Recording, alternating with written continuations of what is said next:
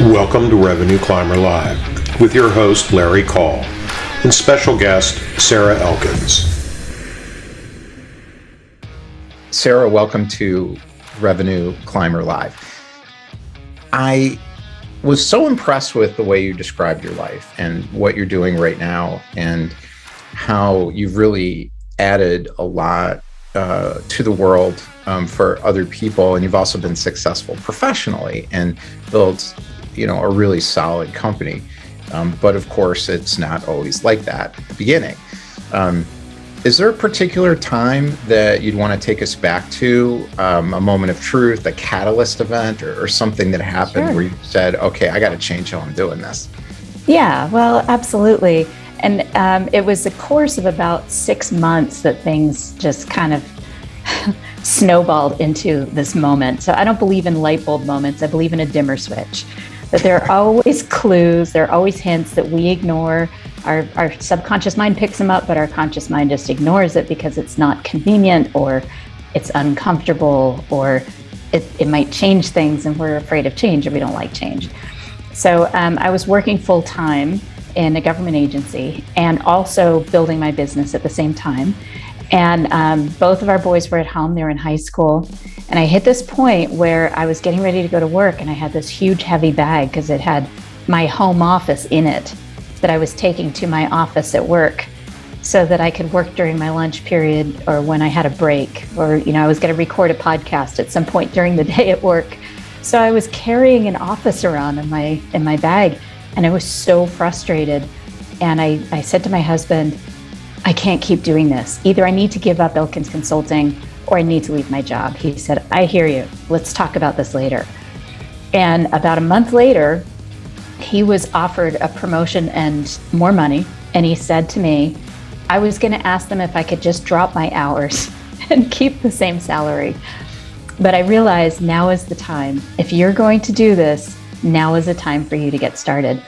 So I gave my notice, and I remember feeling, kind of frightened about this, but I had already I had planted the seeds for my business. I had been building it for so long, and I thought, this is it. I'm going to totally work this out.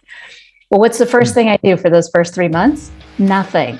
Right. The irony is this: my younger son, who was 16 at the time, he said, "That's great. You're giving your notice, Mom." This is at our dinner table. He said, "What's your plan?" And I said, "What do you mean?"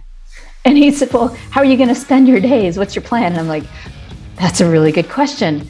And I think I surprised him, but I surprised myself even more by saying, oh, well, this is what I'm going to do over the next few months. So I did have a plan in my head that I hadn't shared yet.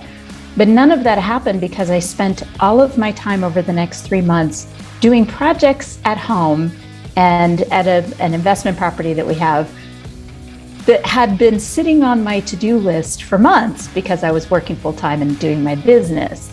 So all of a sudden I realized, okay, I am going to bed really disappointed in myself because I haven't spent any of the time productively working on my business that I thought I would. And it was that moment that I realized I needed more of a credential to do what I wanted to do than my MBA. It just wasn't enough to get my foot in the door with agencies that needed my communication help. So I talked to my husband and we invested in the StrengthsFinder assessment and getting that certification. And that experience was absolutely a game changer for me, not just because of the training itself and the credential. Now I have the certified StrengthsFinder added to my name, but personally, it totally changed how I saw my strengths versus my blind spots.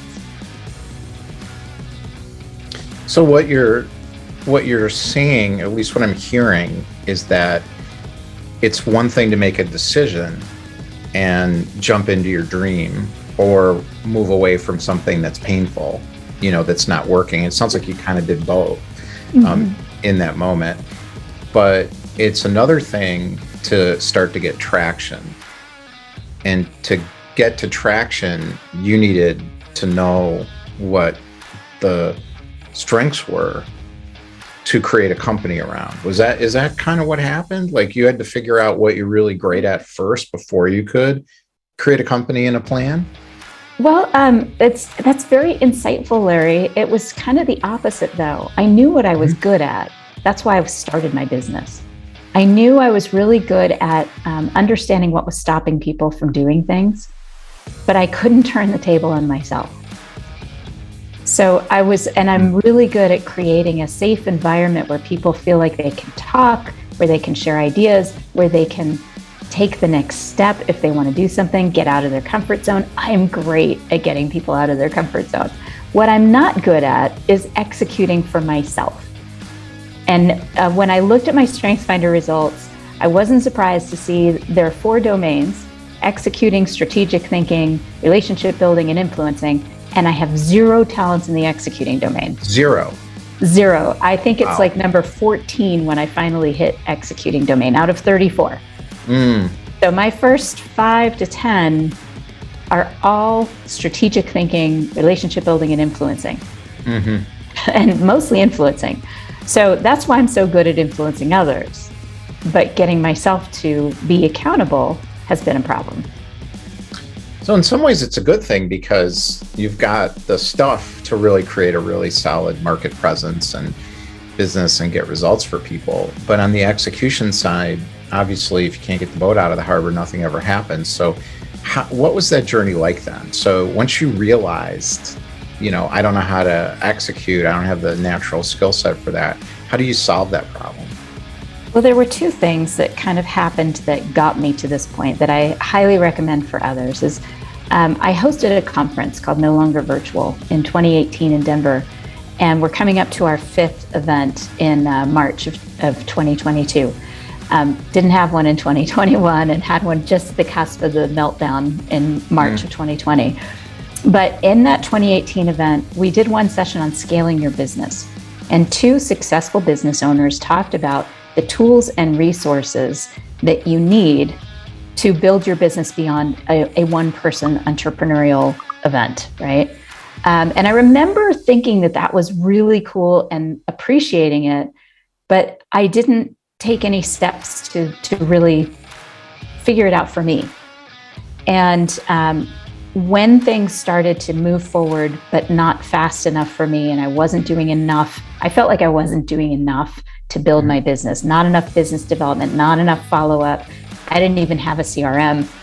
I was just remembering who I needed to contact. Like, it was really I look back, I'm like, this is so silly. What was I thinking?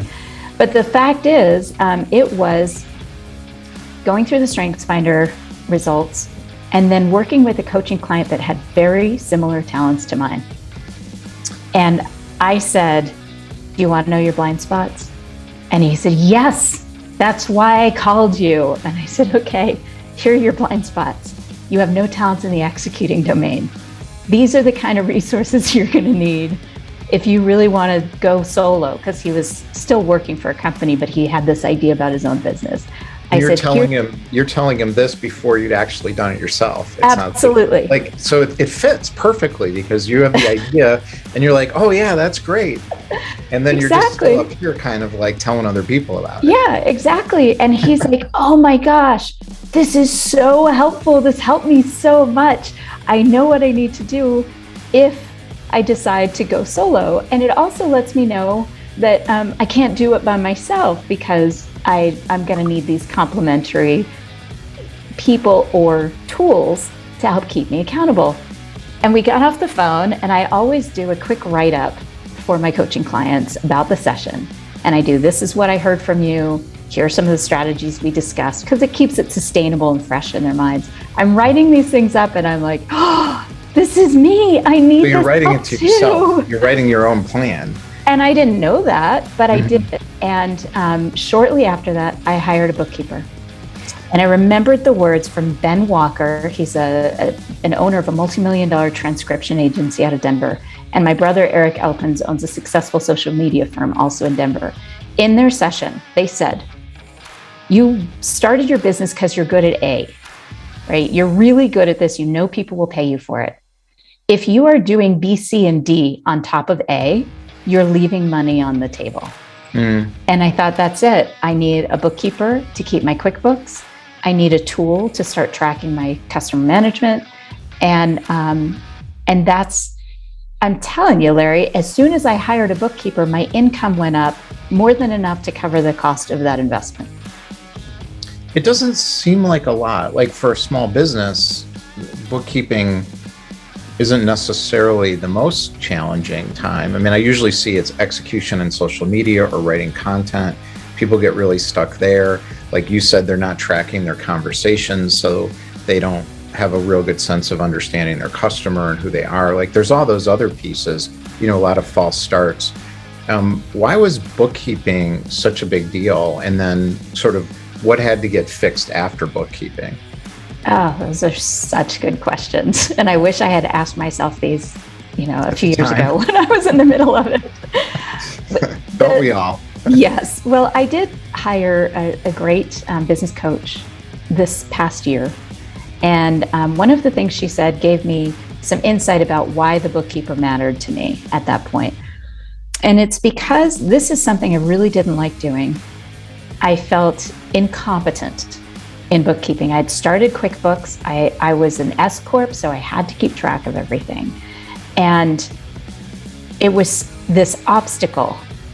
And every time I thought about the bookkeeping side, it stopped me from doing the things that I knew I needed to do, like content, which I'm good at, and client relationships, which I'm good at. It was stopping me because there was this obstacle in my path. And rather than doing the other things on the other side of it and leaving the obstacle there because I wasn't interested in it, it was stopping me.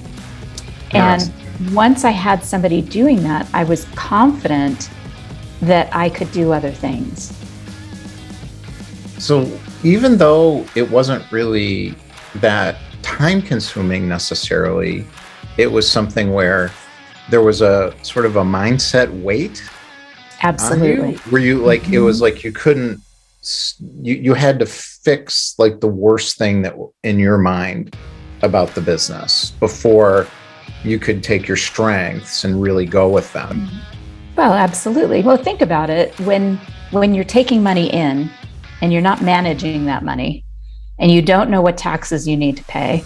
I mean, I got an MBA in management and we never talked about daily bookkeeping if you own a business, right? That was not part of my program. No. If you're an entrepreneur and you start your own business, here's how you do with workers' comp and payroll tax and payroll, and like none of that stuff came up. It was all so high level.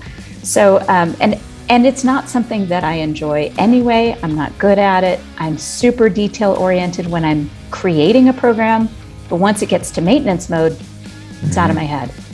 And what I realized is that once I had the bookkeeper in there, I had this evidence. Oh, if I'm not doing the things, as Ben and Eric said, if I'm not doing the things that are holding me back, I am doing the things that I'm really good at. So you're doing the things you're really good at now, and you get the bookkeeper in place. What was the next struggle that you had to pay attention to and overcome? Well, this is again, having the StrengthsFinder knowledge. I realized that I need help with accountability. I'm great at keeping other people accountable. I have command of my top talents. Is this why you hired the business coach? Because you hired this person for accountability primarily? Was that it? That was the beginning of it. I just needed somebody to tell me what I needed to do next. I knew, but I needed to have somebody walk me through it and give me deadlines and hold me accountable to some extent. And it was a short-term engagement with her. But what worked was her saying, you need somebody to do these other tasks. You can't do it all and build your business. And then, of course, that rang true because of my experience with my bookkeeper. I knew as soon as I hired somebody else to help me with my CMS, my customer management system, which is Mimiron, by the way, with Ruben Schwartz. Right. Yeah. And I have her now going through my calendar and adding all of my conversations into this system because I know it's something I don't keep track of. And if I'm keeping track of that, or if I'm not keeping track of that, then I feel weird about doing business development. Again, it's that same, there's an obstacle in my path. And it's not that it's overwhelming. The obstacle is just a small obstacle, but as long as it's taking up brain space, Right. then it remains in my way. So yeah, just understanding those blind spots and saying, okay, what resources do I have in my life that can help me address these blind spots? It just gives me this, talking to you about this just gives us this like image of energy. Like there's this, if you are able to free up your energy, which could be sort of trapped in this feeling, oh, I got to do this thing I really don't want to do, and I'm at zero on the scale of being able to do it. Once you free that up, you just go. That's kind of what I was hearing from you. Well, I was worried when we first started talking about me hiring an assistant that rather than replacing the time that she spends on my work, rather than replacing that with business development and the things I knew I needed to do, I was afraid I would just end up, surfing LinkedIn or wasting more time. Yeah. And my business coach said, no, you're going to have to trust yourself on this. That's not who you are. That's not what's going to happen. And for the first few weeks, it was a little touch and go. I spent too much time on LinkedIn and Instagram, and cooking and cleaning the house because I had this extra time. And it didn't take long, though, for the rest of my strengths to start showing up again because they weren't being held back. So I have ideation in my top talents. That means I have a constant stream of ideas going through my head like a hamster on a wheel. Yeah. And when I freed that up to be thinking about business development and the course that I just created and the book that I'm writing, all of a sudden, because it was it was turning in my mind about all the things I wasn't doing because I was stuck with this. I have to enter my CRM stuff. I have to pay attention to my calendar. I have to do my bookkeeping. And when my brain was, that ideation was all swirling around those concepts, those are not my strengths. What I love about this solution and the story is how simple it is. And I'm hoping that if someone understands this, they can recognize sometimes there's these just tiny little things. And in some ways it is. It's so simple. It's just know your strength and know where the rocks in your shoes are that are really killing you. Take them out of your shoe, have somebody else help you out, and trust that you'll know what to do and use your strengths. I mean, it sounds like it really is that simple to build a successful business and leave a career, leave a job. Well, simple, but not easy. It's Never simple, easy. but it's not easy. And I love the idea of the rocks in your shoes because I hike. And my hikes are going to be cut short if I have rocks in my shoes or my shoes are uncomfortable, if they're too small or whatever's going on. If I don't have the right gear, I'm not going to be able to hike well or long. So I love that image. What's interesting is the idea that it is simple when you understand what your blind spots are. It's the next part that's so hard. And I'm telling you, it took me 2 years of struggling through this, which is part of why I love doing this with others, because I like to shortcut their struggle just a little bit. Yeah, and that's the main point. It's learning from these things so somebody else takes the arrows in the back for you. So if you look at where you're at today, so you went from really breaking down in the employment model where it just wasn't working for you anymore, making a decision to go out on your own and doing this. What's life like today? What's the company like, and how is it serving you? There are so many ways that I could talk about this, but I'll just put it this way. Today, I'm doing exactly what I love doing. And my work is so cerebral that I do get fatigued, after a long couple of days of coaching clients or workshops or doing a keynote presentation. It tires me out, but in such a good way. I'm so energized by it at the time. And then I have to walk away and decompress. But because my work is so cerebral, I spend so much time thinking and ideating about how to help my clients and what to do next. And and what my course needs to look like so it'll be really positively impacting the people who take it. I'm hiking on the mountain behind my house. That's where I spend my time ideating. I'm not stuck. While you're doing what you really want to be doing. Exactly. And I thought about that because I had a lot of guilt early on about taking these hikes in the middle of the day with my dog. Yeah, right. I should be doing business development. I should be, all those shoulds. And I remember the words of my friend Susan Rooks, stop shoulding on yourself. And I had this moment on the mountain one time. This was probably about a year into my self-employment when things were finally starting to come clear about what I needed to do. Kurt Mercadante is also a good friend of mine and a coach, and he came to that same No Longer Virtual. And one of the things that he said was, you didn't start your business so you could hire yourself. Right. This isn't another job. That's so good. Look at what your outcomes are during the day and stop thinking in terms of inputs. And what he meant by that was stop thinking about how many hours you have to spend during the day to get your work done. Think about what tasks you need to accomplish in that day. And once those tasks are accomplished, do what you want to do. And one morning I was head down, barreling through, super efficiently working through some stuff that I needed to do that I absolutely, these are materials I was developing for a workshop and some of the content development I needed to do that was deadline looming. And I remember it was Monday, about 1 o'clock. I hadn't left my house, hadn't taken the dog out. The poor guy is crossing his legs. And I thought, I got to get the dog out. And I remember I was about halfway up the mountain. I wasn't going to go to the summit because I had stuff to do. And the summit takes about an hour and 20 minutes for me to do. And it's over 1,000-foot climb. Yeah. And as we get to the point where we would have turned around and done the loop back, my dog started pulling me up toward the summit. And I hesitated. I was like, no, I have so much to do. And then I thought, wait a minute. You've accomplished the 4 tasks that you wrote down that you needed to do today. Go to the summit. So that's what my life looks like now. And my income isn't where I want it to be yet, but I have luxury here because I live in Montana.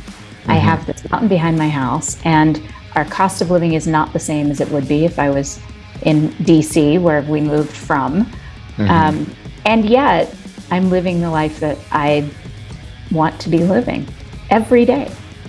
Fantastic. That's such a great story, Sarah. Congratulations on all your success. And, personally you're there, and professionally you're there, and then financially sounds like you're good enough. And I appreciate all your time. These are just great insights, and congratulations. Thank you.